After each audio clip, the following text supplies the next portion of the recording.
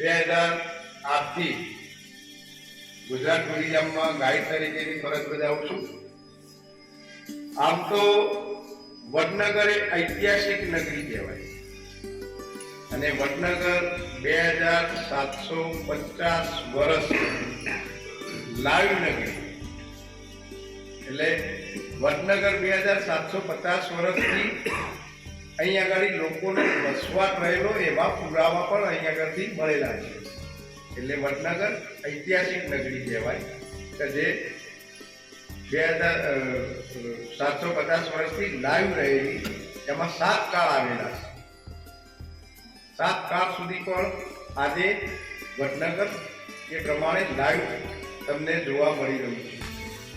તો આપણે વડનગરની અંદર બૌદ્ધ, જૈન ધર્મ એવા દરેક ધર્મોનું ના લોકો અહીંયા આગળ રહેતા અને આજે પણ અહીંયા આગળ રહી છે. આપણે જે દેરાસરમાં ઊભા છીએ અને આપણે આગળ જે દેરાસરની અંદર જે આપણે નાસ્તો કર્યો એ એક તળેટી કહેવાય.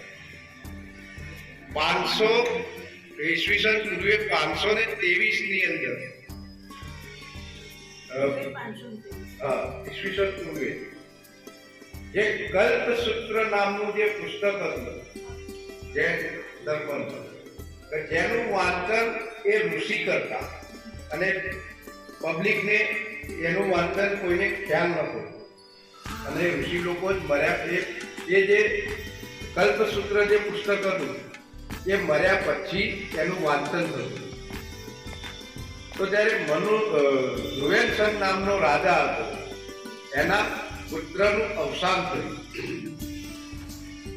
તો એના પુત્રનું અવસાન થયું એટલે હ્યુએન્સનનું જે રાજ હતું એ ડામાડોળ થઈ ગયું. તો જ્યારે ઋષિ જે આપણે જૈન ધર્મના ઋષિ હતા એનું મન હળવું કરવા માટે એક કલ્પસૂત્ર નામના પુસ્તકનું સૌથી પહેલું વાંચન ઈસવીસન પૂર્વે 523માં એ વડનગર ચોટાવાલા દેરાસરની અંદર જાહેરમાં કરવામાં આવ્યું. એટલે એની યાદમાં વડનગર તમે ચોટાવાલા દેરાસરની અંદર જોયું તળેટી, તો એની યાદમાં એ તળેટી બનાવેલી. એટલે કઈ આ પાલિતાણાની તળેટી કહેવાતી હતી. પાલિતાણા ડુંગર નાનો થતો થતો અત્યારે એટલો થયો છે અને એનું નામ છે વટપલ્લી. એટલે આને તળેટી કહેવાય છે. જે કલ્પસૂત્ર નામનું જે પુસ્તકનું વાંચન થયું ને એ બધું થયું એટલે એમને એની યાદમાં અહીંયા આગળ તળેટી બનાવી. એટલે એવું કહેવાય છે કે જ્યારે અહીંના લોકો જ્યારે જૈન ધર્મના લોકો પ્રવાસે જાય કે આગળથી પ્રવાસેથી આવતા હોય તો એમને વડનગર ચોટાવાળા દેરાસર અને વડનગરની અંદર 5 દેરાસરો આવેલા છે. તો એ દેરાસરોના દર્શન કરવા અને એનું પૂજન કરો તો જ એમની યાત્રા સફળ થાય. એટલે દેરાસર પણ એટલું જ મહત્વનું છે. પછી આપણે જોઈએ છીએ હાથી દેરાસર. જ્યારે કુમારપાળ નામનો રાજા હતો, કુમારપાળ નામના રાજાએ જ્યારે જૈન ધર્મ અપનાવ્યો એ સમયગાળા દરમિયાન એમને જેટલા બી દેરાસર બનાવ્યા, તમે વડનગરનું હાથી દેરાસર જોશો, તારંગા હિલનું દેરાસર જોશો, આબુમાં છે, એ જેટલા બી દેરાસર છે એ કુમારપાળ રાજાએ બનાવેલા. આપણે અહીંયા આગળ જોઈ શકીએ છીએ હાથી ઉપર જે હાથી તલાવવાળા જે છે એ બેઠેલા છે અને બોક્સની અંદર એ રાજા બેઠેલા છે. તો જ્યારે કુમારપાળે જૈન ધર્મ અપનાવ્યો એ વખતે જૈન પુસ્તક પોતાના ખોળામાં લઈ અને વડનગર, પાટણ, સિદ્ધપુર દરેક જગ્યાએ જ્યાં એમનું શાસન હતું એ દરેક જગ્યાએ એમને એ પુસ્તકનું સન્માન કરી અને એમને હાથી પર સવારી કાઢી હતી. તો એ જે હતું એ અહીંયા આગળ આપણે જોઈ શકીએ છીએ કે કુમારપાળ નામના રાજા એ અંદર બોક્સની અંદર બેઠેલા છે અને એમને જૈન ધર્મ અપનાવ્યો હતો.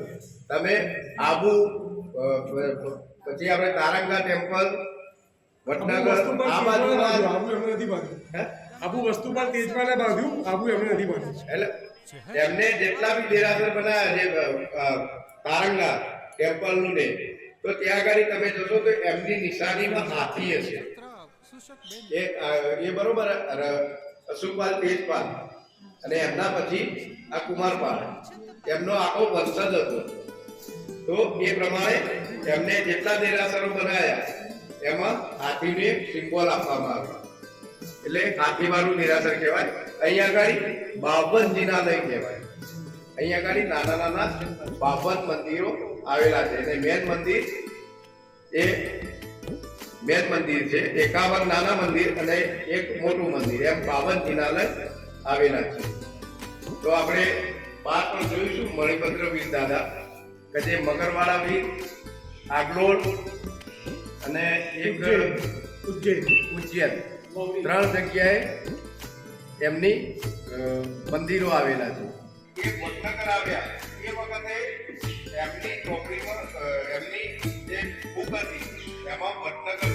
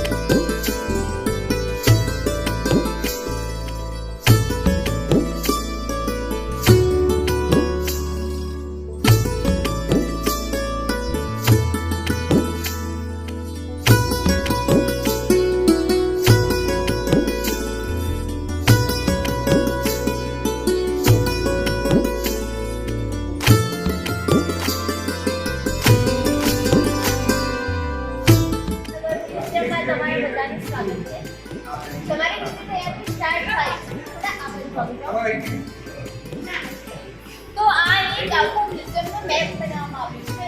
તમે ત્યાંથી જોઈને અને લિફ્ટમાંથી સીધા થર્ડ ફ્લોર ઉપર ગેલેરી છે અને પેલેસ ગેલેરી છે. એની ગેલેરીમાં 7 અલગ અલગ ફિગર બતાવવામાં આવશે. વડનગરની ઉત્પત્તિ કઈ રીતે થઈ એ બધું. પછી આવશે પેલેસ ગેલેરી, જેમાં અલગ અલગ ઘર વિશે બતાવવામાં આવ્યું છે. ત્યાંથી તમે નીચે આવો તો સેકન્ડ ફ્લોર પર છે આખી લાઈફસ્ટાઈલ રહેલી, જેના અલગ અલગ વાઇબ્સ છે.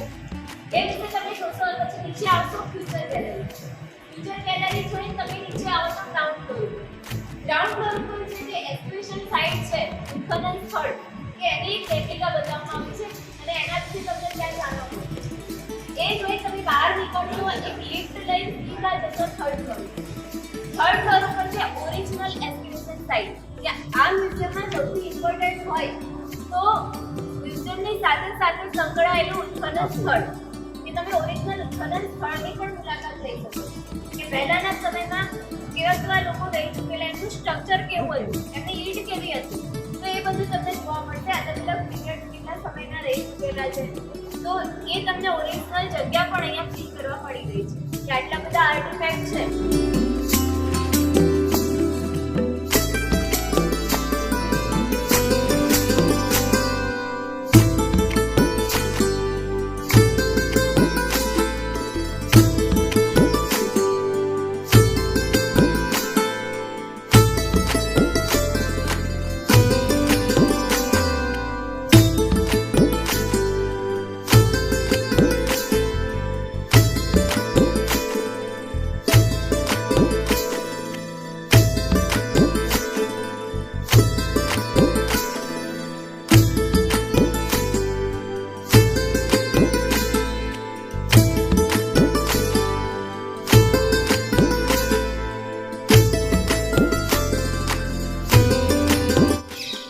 ભીમદેવ સોલંકી પછી આવ્યા સિદ્ધરાજ જયસિંહ, અને સિદ્ધરાજ જયસિંહ પછી આવ્યા કુમારપાળ. તો એમનો આખો વંશજ હતો. તો જ્યારે વડનગરની અંદર કીર્તિ તોરણ એટલે કીર્તિ એટલે વિજય, જ્યારે એમને માળવા ઉપર વિજય મેળવ્યો તો એની યાદમાં આ બે તોરણ બનાવવામાં આવ્યા. એમાં જે પેલું તોરણ હતું એ ગાયકવાડ સરકાર વડોદરા લઈ જવાની હતી, એટલે એના સ્પેર પાર્ટ નીચે હતા, બધા નીચે મૂકેલા હતા જ્યારે ગાયકવાડ સરકાર હતી એ વખતે.